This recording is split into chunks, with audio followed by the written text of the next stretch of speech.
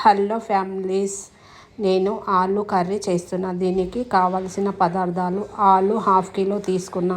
కడిగి ముక్కలుగా కోసి తగినంత వాటర్ పోసి ఆలుని ఉడికించుకోవాలి. చక్కగా ఉడికించుకొని పక్కకు పెట్టుకోవాలి. పొట్టు తీసి కట్ చేసుకొని పక్కకు పెట్టుకోవాలి. తర్వాత దీనికి కావాల్సిన పదార్థాలు: ఒక 3 టమాటో, ఒక ఉల్లిపాయ, ఒక 3-4 పచ్చిమిర్చి, కరివేపాకు, పోపు దినుసులు, తగినంత ఉప్పు, పసుపు, కారం అంతా తీసి పక్కకు పెట్టుకున్న. ముందుగానే పక్కకు పెట్టుకున్న తర్వాత స్టవ్ వెలిగించి కళాయి పెట్టి తగినంత ఆయిల్ వేసి, ఆయిల్ వేడాక పోపు దినుసులు, ఉల్లిపాయ, పచ్చిమిర్చి అంతా వేసి గోల్డెన్ బ్రౌన్ లాగా వేపుకోవాలి.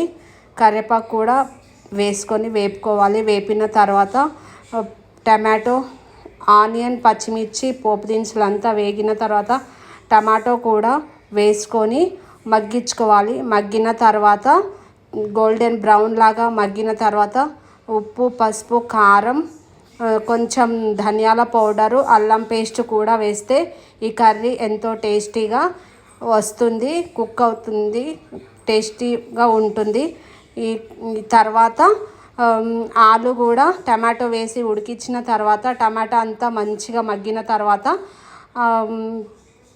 ఆలుగడ్డ ముక్కలు ఉడికించుకున్నవి మీకు నచ్చిన సైజులో కట్ చేసుకొని కళాయిలో పెట్టి ఒక 10 మినిట్స్ కుక్ అవ్వాలి. కుక్ అయిన తర్వాత తగినంత వాటర్ పోసి మరి కొంచెం సేపు ఉడికించుకోవాలి. ఉడికిన తర్వాత చక్కగా టేస్టీగా రెడీ అయిపోతుంది కర్రీ. తర్వాత కొత్తిమీరతోటి గార్లిక్ చేసుకోవాలి. నా దగ్గర కొత్తిమీర లేదు ఫ్రెండ్స్, మీరు మీ దగ్గర ఉంటే పెట్టుకోండి. ఇలా ఈ కర్రీని టేస్టీగా హెల్తీగా చేసుకోవచ్చు.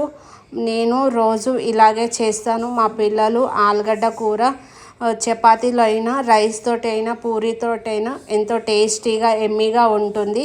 ఇంకొక రెసిపీతో ఉంటాను. బాయ్.